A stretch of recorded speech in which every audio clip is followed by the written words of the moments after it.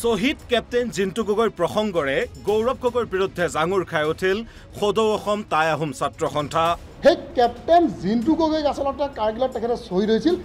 ISIক পোহপাল দিয়া দেশত চাকৰি কৰা গৌৰৱ গগৈৰ পত্নী সন্দৰ্ভত স্থিতি স্পষ্ট কৰিবলৈ আহ্বান জনালে আতাছুৱে। এই বিষয়টোত কিন্তু আমি গগৈ ডাঙৰীয়াক হওক বা তেখেতৰ সহধৰ্মিনীক স্পষ্টভাৱে তেখেতৰ স্থিতি স্পষ্ট কৰিবৰ কাৰণে আমি আহ্বান জনাইছোঁ।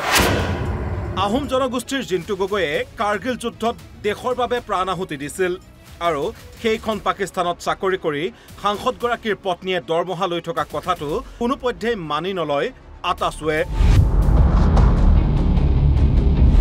সমগ্ৰ বিষয়ক লৈ স্থিতি স্পষ্ট কৰিবলৈ গৌৰৱ গগৈ আৰু তেওঁৰ সহধৰ্মিনীলৈ আহ্বান আতাছুৰ সভাপতি মিলন বুঢ়াগোহাঁইৰ। কাৰ্গিলৰ যুদ্ধৰ কথা কিন্তু সকলোৱে জানে। কাৰ্গিলৰ যুদ্ধত কেপ্টেইন জিন্তু গগৈক নজনা মানুহ ভাৰতবৰ্ষত নাই, হয়তো পৃথিৱীতেই নাই।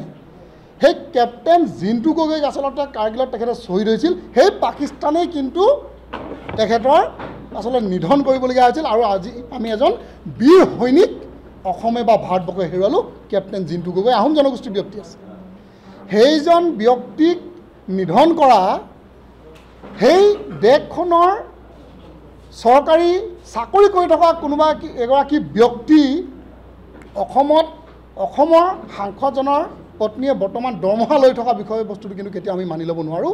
এই বিষয়টোত কিন্তু আমি গগৈ ডাঙৰীয়াক হওক বা তেখেতৰ সহধৰ্মিনীক স্পষ্টভাৱে তেখেতৰ স্থিতি স্পষ্ট কৰিবৰ কাৰণে আমি আহ্বান জনাইছোঁ।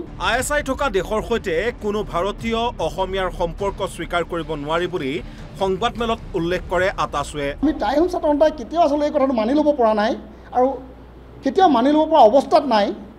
আৰু কেৱল টাই আহোম ছাত্ৰ সন্থাই নহয়, অসমীয়া হওক বা ভাৰতীয় লোকে এই কথা মানি নলয় যে কোনোবা এখন বিদেশী ৰাষ্ট্ৰৰ চাকৰি কৰি থকা, য'ত নেকি ISIৰ দৰে এটা সংস্থা পুহি ৰখা দেশখনত চাকৰি কৰি থকা কোনোবা এগৰাকী ব্যক্তি আচলতে বা কোনোবা এগৰাকী নাৰীয়েই হওক, তেখেতে ভাৰতত আহিলে আচলতে বৰ্তমান থাকিব আৰু ইয়াৰ সাংসদৰ পত্নী হ'ব, এই বিষয়বস্তুটো আচলতে মানি ল'ব পৰা নাযায়।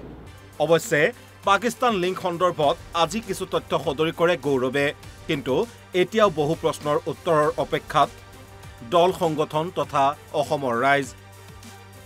ভিডিঅ' জাৰ্নেলিষ্ট অনুজৰ সহযোগত সুৰজিৎ শইকীয়াৰ ৰিপৰ্ট NB নিউজ।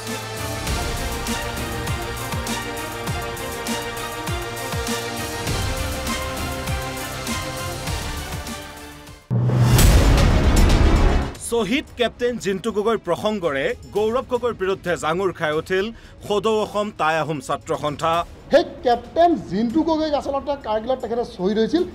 ISIক পোহপাল দিয়া দেশত চাকৰি কৰা গৌৰৱ গগৈৰ পত্নী সন্দৰ্ভত স্থিতি স্পষ্ট কৰিবলৈ আহ্বান জনালে আতাছুৱে। এই বিষয়টোত কিন্তু আমি গগৈ ডাঙৰীয়াক হওক বা তেখেতৰ সহধৰ্মিনীক স্পষ্টভাৱে তেখেতৰ স্থিতি স্পষ্ট কৰিবৰ কাৰণে আমি আহ্বান জনাইছোঁ।